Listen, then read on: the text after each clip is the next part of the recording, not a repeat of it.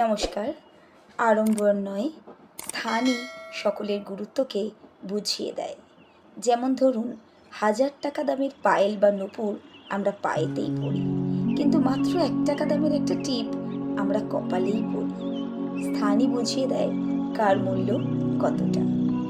আবার মানুষকে যখন আমরা পশু বলি, সে খুব রেগে যায়, কিন্তু তাকেই যখন সিংহ বা প্রতাপ সিংহ ইত্যাদি নামে ডাকা হয়, সে খুব খুশি হয়, গর্বে তার বুক ফুলে যায়।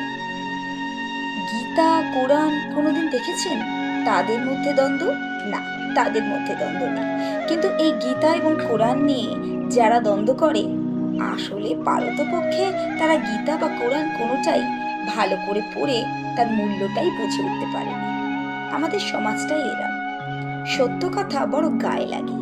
যেমন ধরুন, লবণে কখনো পোকা ধরে না, কিন্তু মিষ্টিতে পোকা ধরে যায়, মিষ্টি নষ্ট হয়ে যায়। তাই আপনার সত্য কথা তিক্ত মনে হলেও সত্য সত্যই থাকে।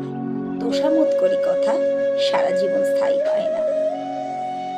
খাঁটির মূল্য বাহ্যিক দৃষ্টিতে নয়, খাঁটির মূল্য নির্ধারণ করতে মানুষ পারে না বলেই মদ বিক্রেতার কাছে মানুষ যায়, কিন্তু দুধ বিক্রেতাকে মানুষের কাছে আসতে হয়। দুধে জল মিশিয়েছে কিনা আমরা জিজ্ঞাসা করি, কিন্তু মদে জল মিশিয়েই মানুষ খায়। আসলে আমরা সারা জীবন প্রত্যেকটি মানুষ, প্রত্যেকটি বস্তুকে বাহ্যিক আড়ম্বরের ভিত্তিতে, বাহ্যিক স্থানের ভিত্তিতে নির্ধারণ করে থাকি তার মূল্য। আসলে তা নয়।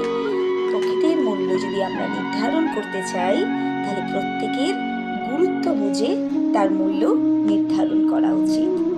বাতি জ্বালিয়ে আমরা মৃতের স্মরণ করি, কিন্তু কোনো এক দেশ বাতি নিভিয়েই তো জন্মদিন পালন করে। তাতে অবশ্য মোমবাতির কিছু যায় এসে যায় না। নির্ভর করে কে কোন মানসিকতায় বাতিটি জ্বালাচ্ছে অথবা নেভাচ্ছে।